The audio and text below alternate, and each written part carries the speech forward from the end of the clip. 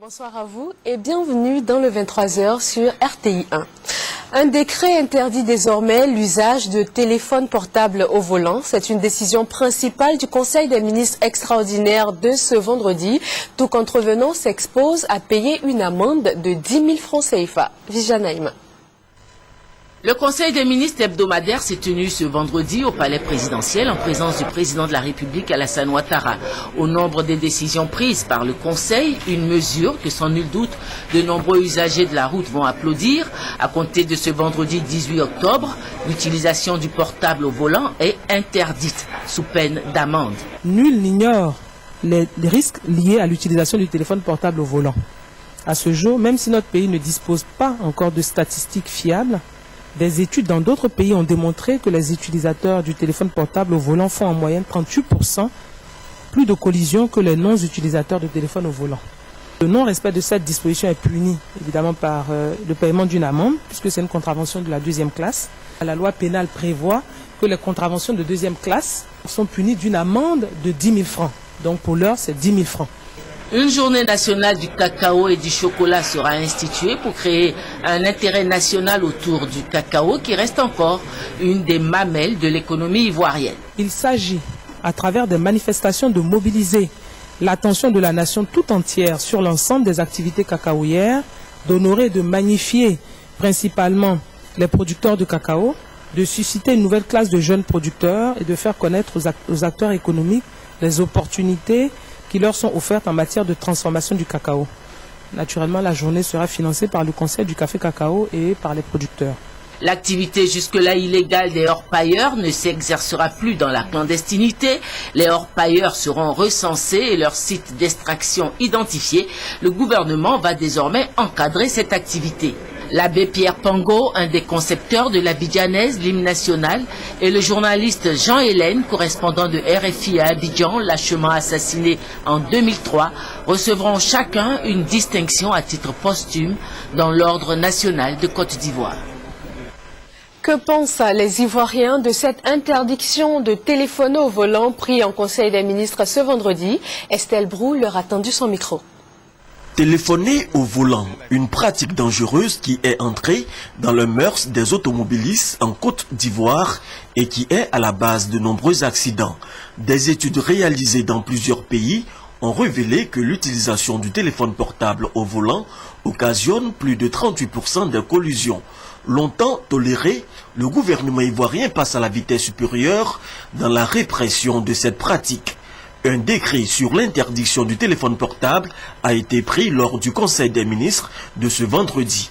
Une décision approuvée par les populations. Le gouvernement a eu vraiment une grande vision. Le chauffeur qui prend le portable peut faire une fausse action et puis ça peut causer un accident.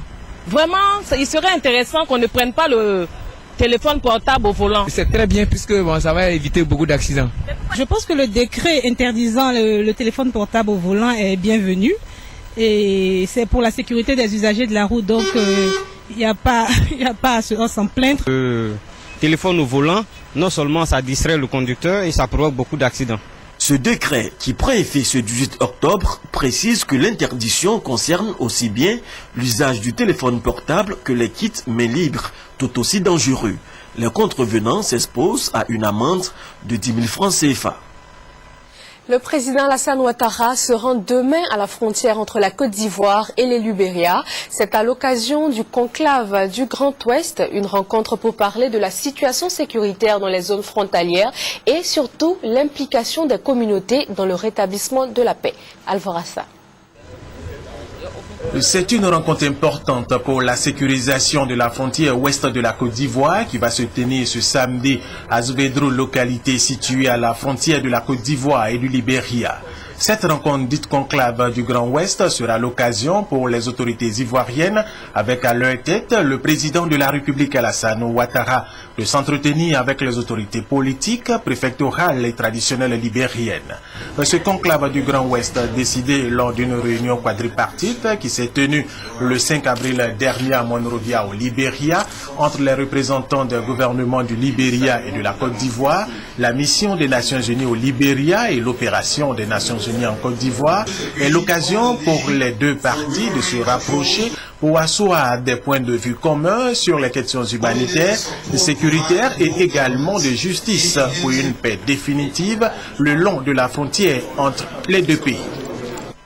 À moins d'un mois de la visite d'État du président ivoirien dans les régions du Béquet et du Bélier, les préparatifs s'accélèrent. Les infrastructures hôtelières à Bouaké sont en plein toilettage. Charles Tatou.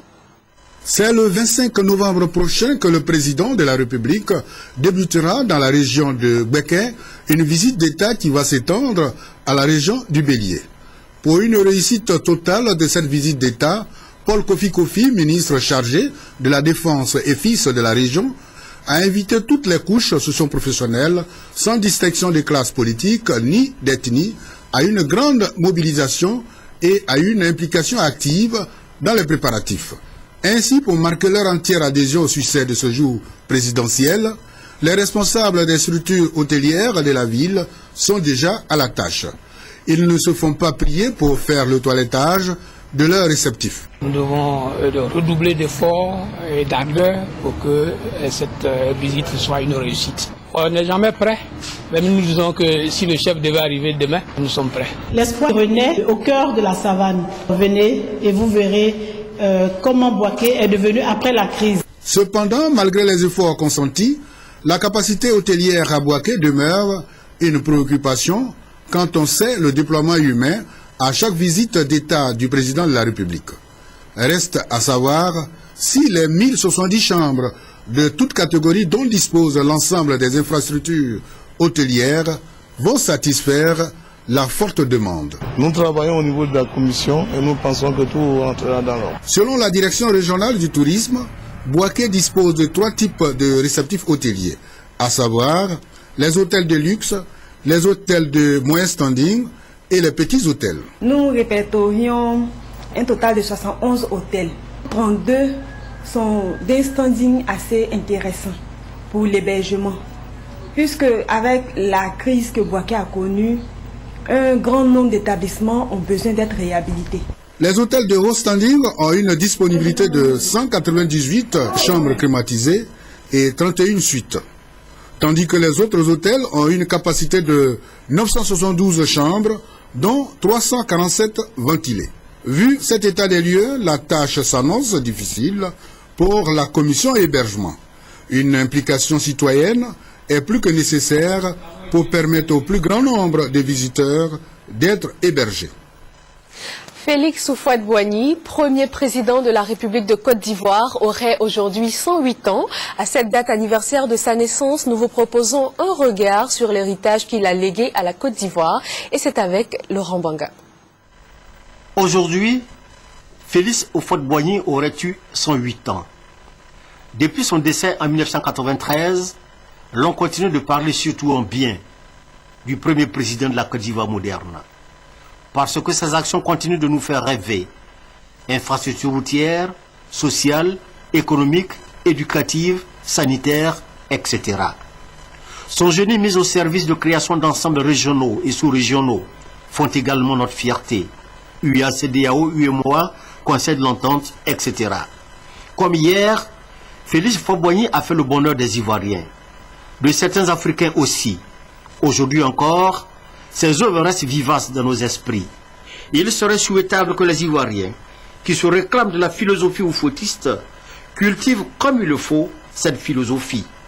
Ce 18 octobre, jour anniversaire de la naissance de Félix Houphouët-Boigny, donne l'occasion aux uns et aux autres de se rappeler la paix, la cohésion sociale, le partage équitable des ressources du pays, le bannissement des réflexes tribaux et religieux, l'amour du prochain. Le rappel de la paix, de la cohésion sociale et de l'amour du prochain, que pensent les Ivoiriens, que se souviennent les Ivoiriens de Félix Houphouët-Boigny, le premier président de la République de Côte d'Ivoire. Hamza Diaby leur a tendu son micro. S'il était vivant, vraiment on serait encore content parce qu'il y a beaucoup de choses qu'on n'allait pas connaître aujourd'hui. Vraiment c'est dommage, mais je ne crois pas qu'il a bien préparé la succession, sincèrement. Il n'a pas bien préparé. S'il avait bien préparé, on allait éviter, beaucoup de choses allaient être évitées, sincèrement. Une succession se prépare toujours envers ses enfants. Mais quant à l'éducation de l'enfant, un enfant peut recevoir une éducation propre Mais quand tu as mis en partie cette éducation-là, il ne revient pas au père. Il ne pense pas qu'il faut aurait dit fais telle chose qui n'est pas bon pour le peuple. Il faut n'aurait jamais dit ça. J'ai 14 ans. Franchement, je n'ai pas connu Félix Houphouët-Boigny. Mais dans nos livres, il est dit que c'est lui qui est le père fondateur, le constructeur de la Côte d'Ivoire. Je pense même que c'est lui qui a construit mon école. Houphouët, c'était le dialogue. Il disait souvent c'est l'arme des forts. Et il parlait d'être constant dans le dialogue. Parce qu'il disait que la constance, c'est comme l'eau qui tombe goutte à goutte et qui finit par percer la roche la plus dure. Direction Yamoussoukro, le Premier ministre Daniel Kablan-Duncan y était hier. Il a visité les travaux de construction de l'hôpital catholique Saint-Joseph sur le site de la basilique Notre-Dame de la Paix. Le gouvernement ivoirien s'est engagé à livrer l'édifice d'ici à la fin de l'année 2013. Brahima Doumbia. C'est au cours d'une audience à la primature le 17 mai dernier que le Premier ministre, ministre de l'économie et des finances, Daniel Kablan-Duncan, avait reçu Monseigneur Paul Siméon Awana, archevêque métropolitain de Bouaké et représentant du conseil d'administration de la Fondation Notre-Dame de la Paix de Yamoussoukro, accompagné du père Roberto Campissi, chargé d'affaires à l'Annonciature. L'achèvement des travaux de l'hôpital Saint-Joseph Moscati de Yamoussoukro était au centre des échanges entre le chef du gouvernement et ses hôtes. Daniel Kablan-Duncan avait promis au nom du gouvernement ivoirien l'achèvement des travaux avant la fin de l'année 2013. L'édifice hospitalier peut-il être livré dans le délai? Le Premier ministre est venu à Yamoussoukro se rendre compte de l'état d'avancement des travaux. Il va falloir certainement mettre des équipes 24 heures sur 24. Si nous voulons donc tenir la date du 11 décembre, de manière à ce que nous soyons soit à la fin totale ou pas très loin. On a revu donc le montant global, on se trouve autour de 13 milliards et demi. Au terme de la visite, le Premier ministre Daniel Kablan-Duncan a eu une réunion technique avec tous les entrepreneurs pour lever les éventuels obstacles à l'achèvement des travaux avant la fin de l'année. L'hôpital catholique Saint-Joseph Moscati de Yamoussoukro comprendra 250 lits avec un plateau technique moderne et tous les services. Des bus qui fonctionnent à 100% grâce à l'électricité, c'est un don du groupe Bolloré à l'université Félix Houphouët-Boigny de Cocody, une illustration des nombreuses opportunités qu'offre aujourd'hui l'énergie solaire. Viviane Aïma. Ni essence, ni diesel, ni gaz, ni courant électrique pour faire marcher ces bus qui serviront à transporter les étudiants sur le campus de l'université Félix Houphouët-Boigny de Cocody. Leur propulsion se fait à partir seulement de l'énergie solaire. La technologie utilisée dans ce cas d'espèce est nouvelle et révolutionnaire. Elle consiste à produire de l'énergie solaire et ensuite à stocker cette énergie solaire à l'aide de batteries. Ce sont les batteries qui sont la grande nouveauté. Ces batteries sont fabriquées en lithium métal polymère. Elles sont dites en abrégé batteries LMP.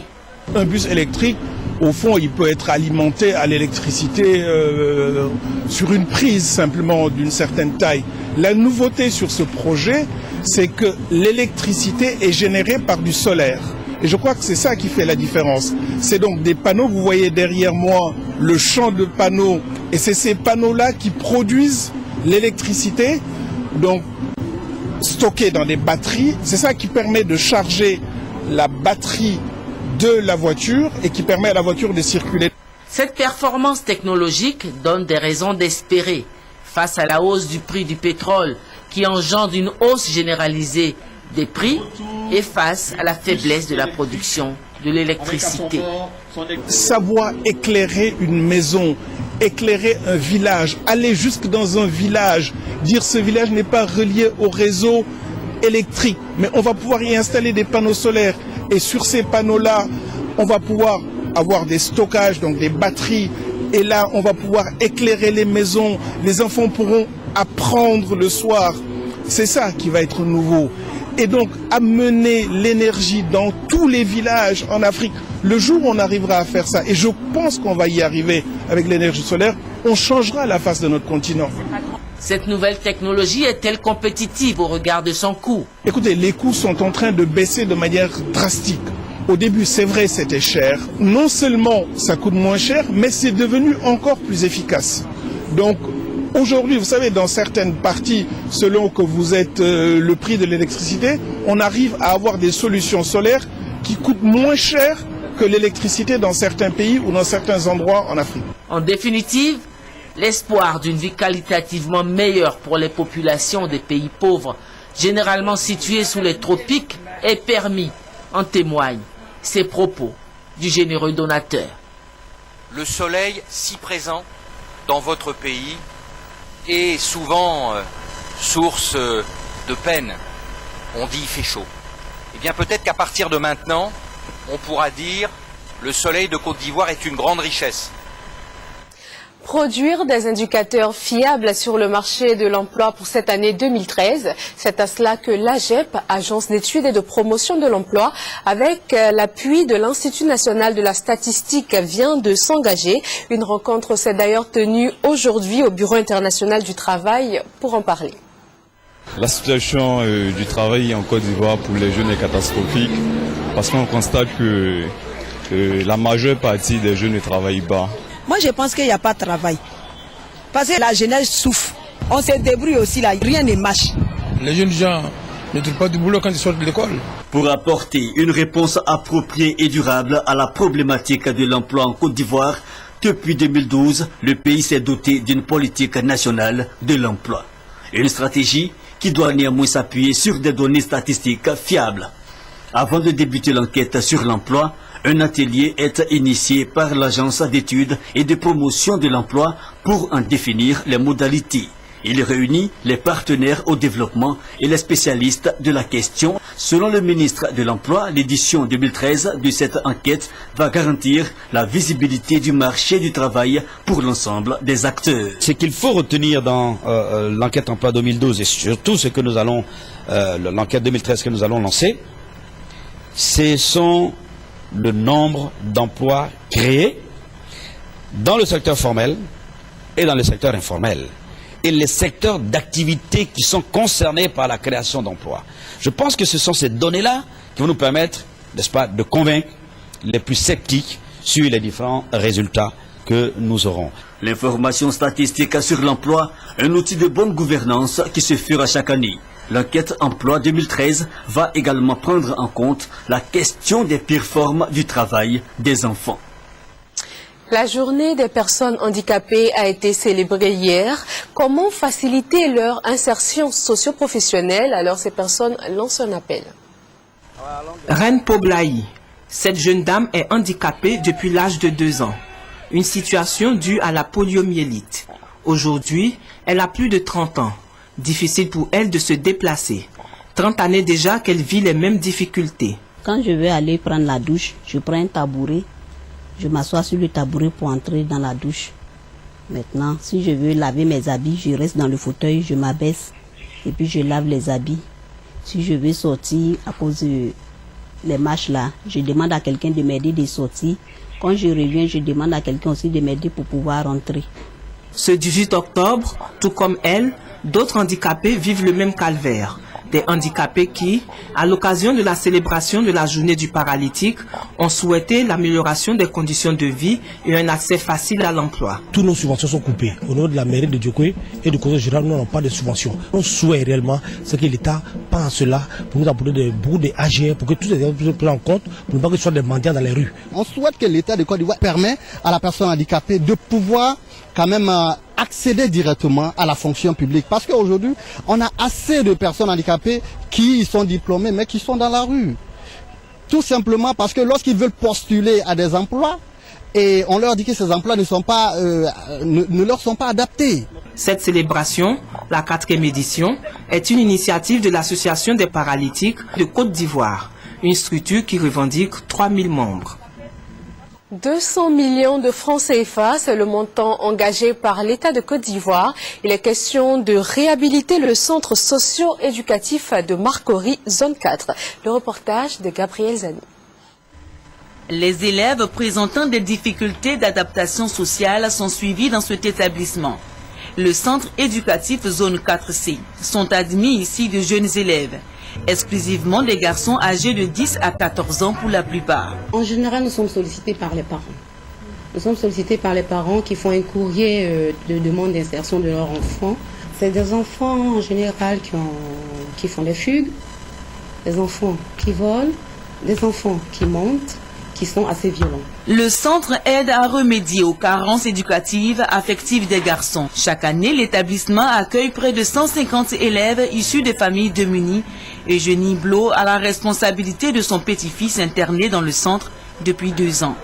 Elle est satisfaite des résultats de l'encadrement. C'était difficile de le canaliser et puis bon, le soumettre même souvent aux petits travaux ménagers, il n'aimait pas participer. Bon, la remarque que j'ai faite maintenant, c'est que le changement, il y a des travaux ménagers qu'il fait de lui-même, sans toutefois qu'il soit motivé.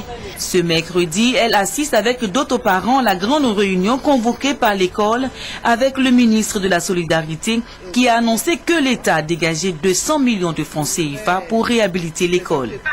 De nouvelles dispositions pour une prise en charge efficace des pensionnaires du centre ont été définies également par Anne-Désirée Ouloto. Nous considérons qu'il est temps que nous ayons donc désormais une prise en charge participative des parents. Les parents doivent s'impliquer et nous invitons les parents d'ailleurs à une fiche d'engagement qui pour nous est fondamentale et je devrais dire même prioritaire. En attendant la construction de 3 autres centres socio-éducatifs à l'intérieur du pays, le centre éducatif Zone 4C est le seul pour le moment en Côte d'Ivoire qui accueille les enfants difficiles et sa survie dépend de sa réhabilitation. Demain, 19 octobre, marque la célébration officielle de la Journée mondiale de l'alimentation. Comment les produits vivriers, aliments de base des Ivoiriens, arrivent-ils sur les différents marchés? Noël Niagno nous retrace le circuit de distribution. Marché Gourou d'Agamé, les vivres sont au rendez-vous. C'est la bonne période. Du mois de août jusqu'à dans le mois de septembre, il y a la nourriture en Côte d'Ivoire. Parce que quand le riz sort, la banane sort, l'igname, en tout cas, il y a beaucoup de vivres en Côte d'Ivoire et la nourriture ne manque pas. Seulement voilà, le coût d'un denrée alimentaire est resté élevé malgré l'abondance. Les consommatrices s'interrogent. Aujourd'hui, là, je suis venue jusqu'à le marché, je me retrouve avec une somme de 1000 francs. J'imagine comment je vais faire et payer le transport réparti. Tout est cher et c'est très très dur. Au départ, ils nous ont dit que ce sont les barrages qui faisaient qu'à force de payer sur la route, arriver ici, les bagages deviennent plus chers. Mais aujourd'hui, on a dit que les barrages ont diminué. Une des raisons de la surenchère, le transport. Les pistes sont généralement de mauvaise qualité. Les camions ont du mal à arriver au lieu de groupage des produits Boschan. Et à partir de ce moment-là, eh bien, la négociation du prix entre le commerçant et le transporteur va aller très vite à l'avantage du transporteur. Le transport coûte très cher. Pour qu'une femme puisse envoyer sa production sur Abidjan, elle peut payer par mois 400 000 par mois, 1 million dans le transport. Exemple comme ça, pour ceux-mêmes qui emmènent de l'oignon du Niger, exemple, le transport peut coûter 2 500 000, 2 700 000. L'OCPV, l'Office de commercialisation des produits vivriers, s'attelle à trouver une piste de solution à cet état de fait. On peut avoir de la quantité, on peut avoir de la qualité, mais si on n'a pas un prix qui est accessible, malheureusement, les ménages ne peuvent pas s'approvisionner. On a besoin de retravailler avec, bien évidemment, les coopératives pour revisiter toute la structure de prix, de sorte à ce que les produits arrivent à des prix accessibles aux ménages. La sécurité alimentaire est certainement à ses prix. La durabilité des systèmes de production, l'actualité 2013 de la Journée internationale de l'alimentation va se structurer à Bouaflé dès ce samedi 19 octobre. En plus des décisions déjà prises par le gouvernement avec le PNIA, Programme national d'investissement agricole. La fête de la Tabaski ou encore fête du mouton a été célébrée il y a de cela 3 jours. Cependant, les différents parcs à bétail n'ont pas connu l'affluence des années précédentes. Le constat de Thomas Guessambi. Approvisionné plus qu'il n'en fallait cette année pour la célébration de la Tabaski, le marché de bétail du district d'Abidjan, on aurait dit, n'a pas trouvé client.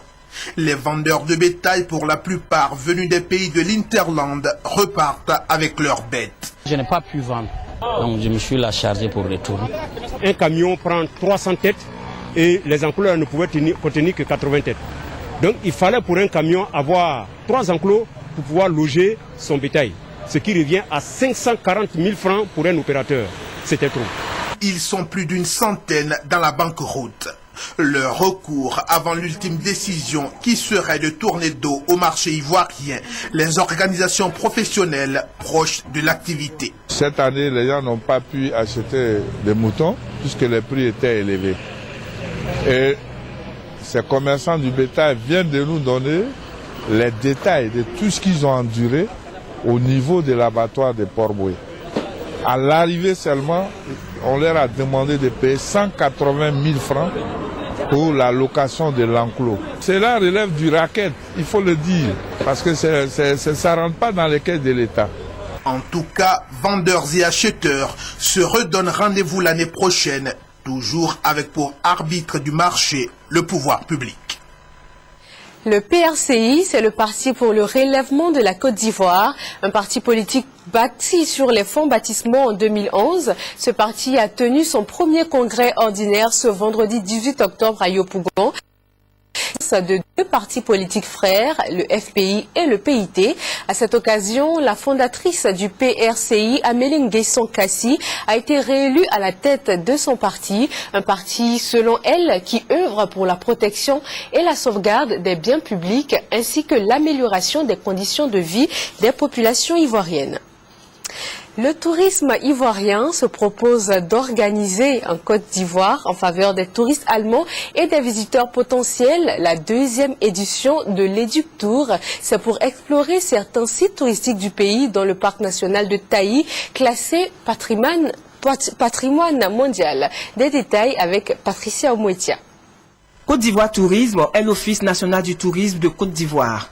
La structure organise un Éduc Tour. 12 professionnels allemands du tourisme sont invités à explorer les différents attraits de la destination Côte d'Ivoire et à expérimenter la diversité de l'offre. Avec ce 2e Éduc Tour, c'est un programme complet constitué de diverses activités telles que la découverte de la faune et de la flore au parc national de Taï. San Pedro, Soubré et Amsokro constituent les différentes étapes de cet Éduc Tour, qui débute le 19 octobre pour prendre fin le 26 octobre prochain à Abidjan. Pratique coupable, c'est le titre du téléfilm projeté ce matin par les associations internationales de lutte contre les violences et l'association pour la protection des droits des enfants. Découvrons ce film. Les violences basées sur le genre constituent un réel fléau social et de santé publique. Selon le rapport mondial sur la violence, plus de 79% des femmes sont maltraitées ou assassinées par un partenaire masculin. En Afrique, les mariages forcés liés à la tradition sont pour la plupart source de violences basées sur le genre. Cette coutume-là, je pense qu'on doit annuler ça parce que c'est pas normal. La femme a aimé son mari puis se sont mariés. Donc après son défunt mari, elle peut refaire sa vie avec quelqu'un d'autre, mais pas avec le frère de son mari. L'Association internationale de lutte contre les violences et l'Association pour la protection des droits de l'enfant entendent lutter contre ce phénomène. Le moyen utilisé, un téléfilm. L'idée nous est venue de capitaliser tout cela, de montrer tout cela à travers un film où on fait ressortir les émotions, la souffrance des victimes. Mais en même temps, on touche du doigt tous les aspects, toutes les questions ou du moins nos pratiques qui entravent gravement les droits des femmes.